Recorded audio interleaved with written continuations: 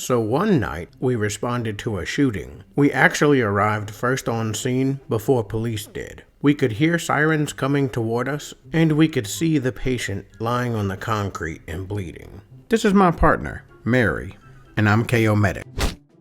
I talk about simple, life-saving skills. So, to tell on myself, when it comes to shootings, the ambulance is supposed to wait for police to arrive first to secure the scene. But we could see our patient from the ambulance, so we decided to grab our gear and approach him. Like I said, it was nighttime, and as we were walking up, we heard from the shadows, "You leave that man there, I shot him 'cause I wanted him dead."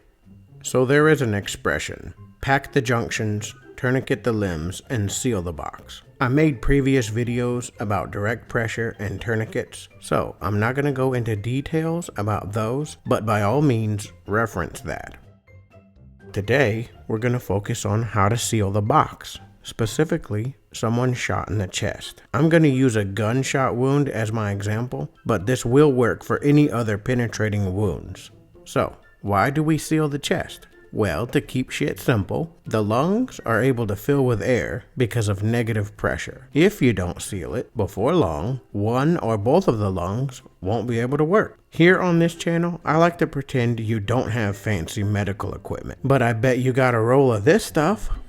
That's right, if you can't duck it, you know the rest. Now stand back, I gotta practice my stabbing. To help someone shot or stabbed in the chest, you need something you can stick to their skin. First things first, get that shirt off. If the shirt isn't too bloody, keep it. You can use it later. Check their front and back for wounds.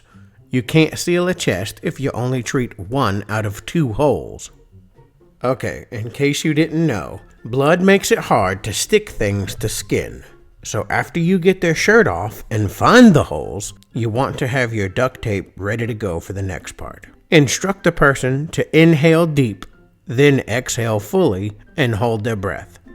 With a clean part of a rag or their shirt, wipe away any blood. Take a piece of duct tape about the length of your hand and slap it down directly over that hole. Now apply strips of duct tape in the opposite direction, but do not cover over the flap of the first piece. Very important. Make something that looks about like this.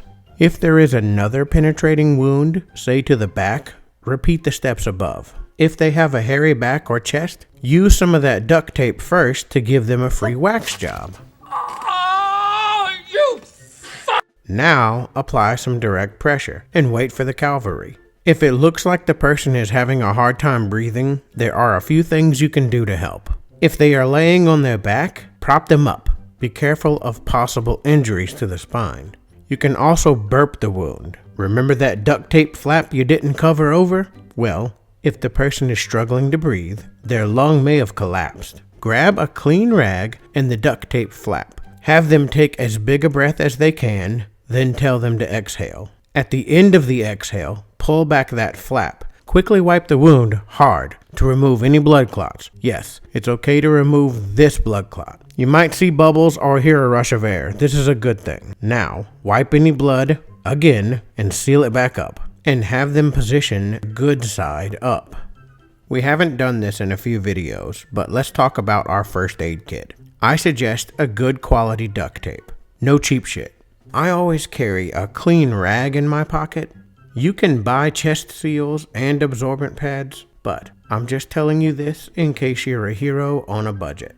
At any rate, look out for part 2. I'm going to talk about packing a wound. Take care.